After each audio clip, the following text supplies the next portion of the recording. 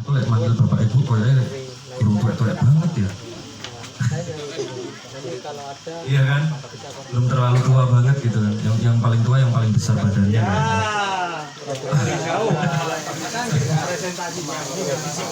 Ini nggak masuk, yang paling besar badannya itu yang paling tua kayaknya. Oke, jadi setelah kopi itu melewati proses penjemuran atau yang kita sering sebut itu proses pasca panen, akan melewati beberapa tahapan lagi selanjutnya. Yang pertama itu ada fase untuk sortasi dari green bean. Nah, perbedaannya apa sih kalau misalkan teman-teman pengen mengetahui perbedaan mana kopi yang defect karakter, mana yang kopi yang kualitasnya bagus, bisa dilihat ada di mangkok-mangkok yang ada di depan sini, boleh merapat. Nah, ini untuk jenis kopi yang curah yang ada di dalam plastik kresek ini pun juga jenisnya masih curah, artinya mereka masih bercampur aduk jadi satu. Mulai kopi yang dipetiknya itu berwarna merah, kemunir maupun hijau. Terus ada kopi yang di dalamnya pun juga defect karakter. Defect karakter itu meliputi kopi yang satu dimakan oleh hama, yang kedua berlubang karena di dalamnya masih ada larvanya, larva dari lalat kopi, lalat buah maaf. Nah, terus ada lagi yang kopeng, ada batu kerikil juga, ada ranting juga, dan berbagai macam sampah dari perkebunan. Entah itu daun, entah itu kulit kopinya itu sendiri, ataupun kopi yang berwarna hitam atau yang sering kita sebut black beans ya. Nah, kalau misalkan ingin mengetahui perbedaannya adalah seperti ini. Ini contoh yang masih dalam kategori kopi curah. Cenderung cita rasa yang ditampilkan itu sedikit ngawur, gitu kan? Karena pahitnya dunia juga masuk ada di sini juga, gitu kan? Termasuk pahitnya kehidupan dari petani kopinya juga masuk di situ juga. Terus yang kedua ini adalah kopi defect karakter. Boleh merapat, boleh diputar, silakan. Mohon maaf pakai tangan kiri. Silakan bisa diperlihatkan. Di situ kandungan dari kopi defect karakter itu termasuk salah satunya kopi yang pecah belah menjadi 2, menjadi 3, bahkan hancur berkeping-keping seperti hati kalian.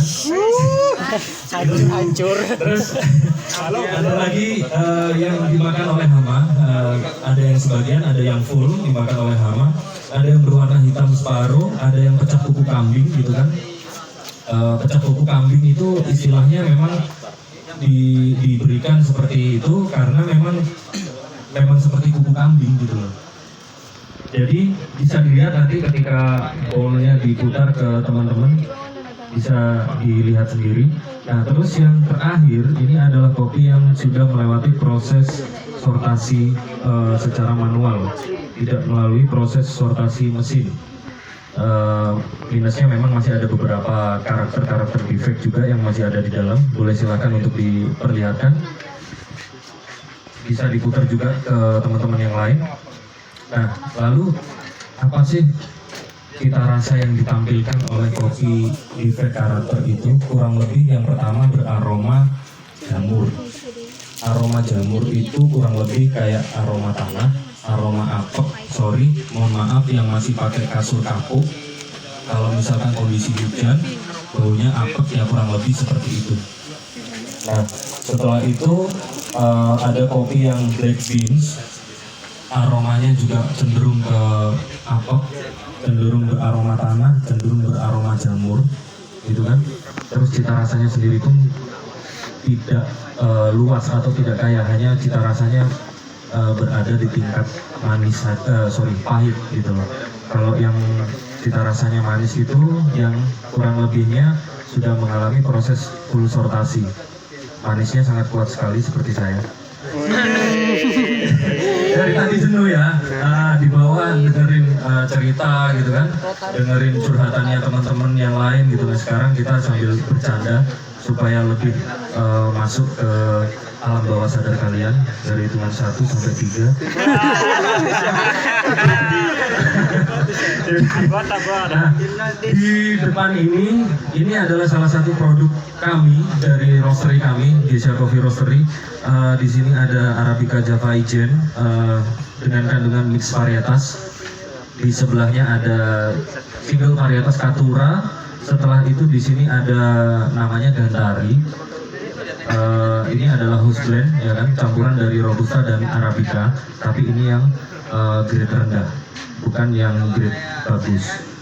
Ini produk dari turunan yang ini masih bisa terpakai. Cuman memang kita lebih ada beberapa treatment baru yang kurang lebih bisa meminimalisir rasa jamur, bau apa. Kurang lebihnya kita pakai, jujur aja kita pakai Yakult, gitu kan. Jadi mereka minum Yakult 1 hari, bukan tiap hari, gitu kan, untuk memperbaiki metabolisme dari bijinya itu sendiri. Berarti dari defect kopi Mas ya? Iya benar, dari defect kopinya. Jadi Yakult itu adalah salah satu bakteri baik, kita pertemukan dengan bakteri jahat supaya perang. Defect kopi. Mereka tawuran di situ kan. Nah, ini anak STM semua ini, gitu. Isinya anak SMK semua. Jadi mereka setelah tawuran nggak ada yang menang, nggak ada yang kalah, gitu kan. Setelah baikan, saya yang dikasih rasa baiknya. Oke. Nah, terus yang terakhir ada Orange Bourbon. Orange Bourbon ini juga single varietas. Kenapa dinamakan Bourbon? Karena memang cita rasanya memiliki cita rasa sparkling, kayak minum Sprite. Ada yang sudah pernah minum Sprite? Ada ya. Kalau yang belum boleh angkat tangan, gitu kan, berarti masih di bawah umur. Jadi rasa sparkling itu atau rasa semut ya, kalau di anak-anak kecil bilang rasanya kayak ada semut-semutnya gitu kan, bukan semut yang apa tapi semut ya. Jadi kurang lebih rasanya memang seperti itu, tapi tipis banget dan tidak semua orang bisa mencerna atau mengklasifikasikan rasa tersebut dengan baik, harus melalui beberapa metode latihan-latihan tertentu. Tapi memang ada. Kalau nggak percaya begini. Ya iya, mas saya juga jualan. Reward. Nah, terus di sebelah ini saya jelasin yang bagian ini dulu. Mohon maaf, saya nunjukinnya pakai tangan kiri. Nah, ini namanya adalah kaskara. Kaskara ini dari kulit atau buah dari daging buah kopi. Ya, ini bisa kita jadikan teh, gitu. Kita rasanya juga asam, memiliki kandungan asam juga, memiliki rasa manis dan memiliki aroma yang kuat juga, seperti teh. Ada yang tahu nggak sih tehnya? Teh yang dari bunga, bukan, tehnya Rosella, benar sekali, 100 tepuk tangan untuk mbaknya, gitu kan. Tapi berprosesnya nanti ya mbak, kompor meleduk. Teh bunga Rosella mas, tak masuk Rosella mas, itu bukan mawar. Jadi teh bunga Rosella itu cita rasanya kurang lebih hampir mirip dengan teh kaskara, kan? Boleh kita coba sebentar lagi, kita icip-icip bareng, gitu kan? Setelah melewati sesi roasting. Nah, setelah itu yang di sebelah kiri, yang di sebelah barat ini, itu ada bubuk atau ground coffee atau powder coffee yang proses roastingnya itu pakai manual atau tradisional roasting. Kebetulan yang menyangrai guru saya sendiri, Mas Nidom. Kebetulan beliaunya juga tidak hadir pada siang hari ini. Oh sudah hadir? Itu boleh datang ke sini Mas Nidom. Silakan dibawa makanannya ke sini juga, nggak apa-apa. Gitu. Mas Nidom yang berbahagia.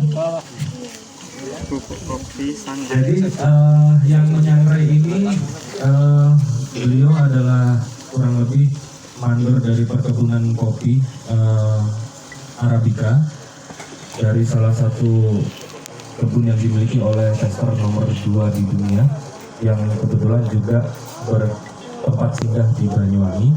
Kurang lebih beliau menjadi mandor itu sekitar 7 tahunan, gitu kan, menghabiskan umurnya itu di kebun, tidur juga di kebun, makan di kebun, mandinya juga di kebun, kayak gajah ya.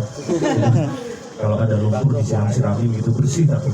Nah, terus yang terakhir ini adalah kopi dari produknya teman-teman dari mana? Dari Secang ya, Mas? Dari Secang atau dari Pangkal? Secang koyo Dari Secang ya. Oke, dari Secang. Di sini yang pertama ada punyanya Pak Anwar.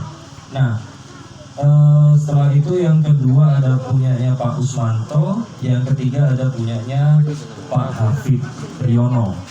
Semua kopinya mereka ini sama-sama bagus, gitu kan? Tapi akan lebih bagus lagi misalkan kopi ini disortasi lebih baik, gitu.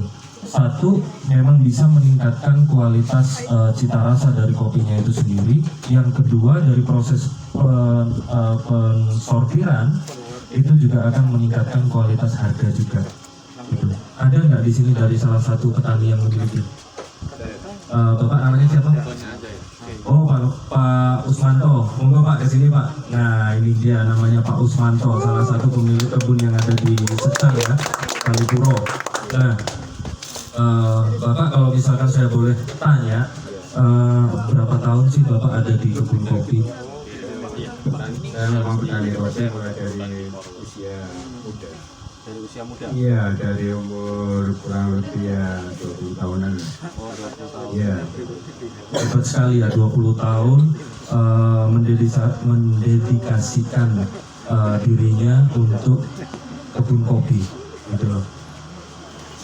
Terus Pak, saya mau tanya, dari 20 tahun itu ada nggak sih perubahan-perubahan yang Bapak inginkan untuk produknya, itu kan, untuk meningkatkan kualitas harganya, daya jualnya, daya saingnya, gitu kan? Ya sangat ingin sekali, terutama kendala kalau petani kopi itu sendiri ya, dari harga di pasaran itu yang diinginkan ada peningkatan. Karena kualitas kopi ya saya lihat jadi Kecamatan Kalipuro itu hampir sama itu kualitasnya, cuma harganya itu ya masih di bawah standar, itu mestinya harus 30 sampai 35 per kilo. Oke. Apa namanya? Untuk harga tersebut antara 30 sampai 35 itu sudah berbentuk seperti apa harapannya? Ya berasnya itu udah. Oh, yang masih seperti ini ya Pak ya? Ya, yang kayak gitu. Nah, kan di harga itu untuk kelas kopi curah ya Pak ya, ngapunten, untuk kelas saya sebutnya kopi curah, Ya. apa nggak terlalu mahal Pak? Ya kalau disesuaikan sama pekerjaannya ya, prosesnya dari awal petik itu butuh tenaga, habis itu batu swab, penjemuran, habis itu proses keringnya itu masih nyangrai apa, banyak itu kerjaannya. Sudah dengar kalian kan dilemanya di kebun kayak gimana? Terus masih mau beli kopi yang harganya Rp500? Siapa yang bilang tidak? Jadi paling tidak sedikit banyak untuk membantu para petani itu kita memang membeli dengan harga yang bagus juga. Jadi jangan salahkan saya kalau jualan kopi harganya mahal-mahal, gitu kan? Karena apa? Kita juga butuh modal untuk memenuhi kebutuhan para petani. Mas, sampean bayangin ya, satu pohon kopi itu satu kebun kopi kita anggap 1 hektar ya, itu nggak selesai 1 hari untuk metiknya. Benar ya Pak ya? Nah, terus untuk proses penjemurannya juga membutuhkan tenaga, proses sortasinya juga membutuhkan tenaga dan sebagainya gitu loh. Dari harga ini dengan kualitas ini itu juga masih belum bisa menopang para petani yang ada di sini, benar ya Pak ya? Iya, masih belum bisa sejahtera. Pak, misalkan tahun depan saya minta kualitas kopinya seperti ini, terus saya mau beli di harga 40 atau 42, mau nggak Pak? Kopi apa itu? Ya kopinya jenengan Pak, tapi sudah saya sortasi ini. Oh iya, karena saya di rumah itu kan masih nggak rata seperti ini, masih ada yang kecil-kecil. Iya. Ya, ikut ya. Iya mau, insya Allah mau. Insya Allah mau ya, oke, deal ya. Kalau harga Bisa ya tahun depan ya, oke. Nah, jadi paling tidak seperti itulah cara saya untuk membantu para petani, dan tugas saya selanjutnya adalah mencarikan peluang pasar untuk diri saya sendiri. Karena peluang pasarnya Bapak Usmanto sudah jatuh di tangan saya. Siap. Oke, nah tahun depan insya Allah saya datang lagi ke sini ketika Bapak panen, nanti saya minta kontaknya jenengan supaya kita hubungannya lebih baik lagi. Oke, nah sekarang kita akan beralih ke mesin roasting. Kita akan menguji lagi, kita akan mengulang kembali proses roasting yang dilakukan oleh head roaster saya, namanya Mas Bagus Ali Utomo, tapi kemarin udah ganti kakak namanya Mas Bagus Ganteng gitu. Ya, kemarin jelek Mas ya. Sekarang sudah berubah nama menjadi Mas Bagus Ganteng gitu. Jadi kita coba beralih ke sana, kita akan tanya-tanya ke Mas Bagus dan kita akan bawa sampelnya dari Pak Usmanto. Sebenarnya kita udah punya yang sudah kita profiling kemarin gitu kan, yang udah kita roasting.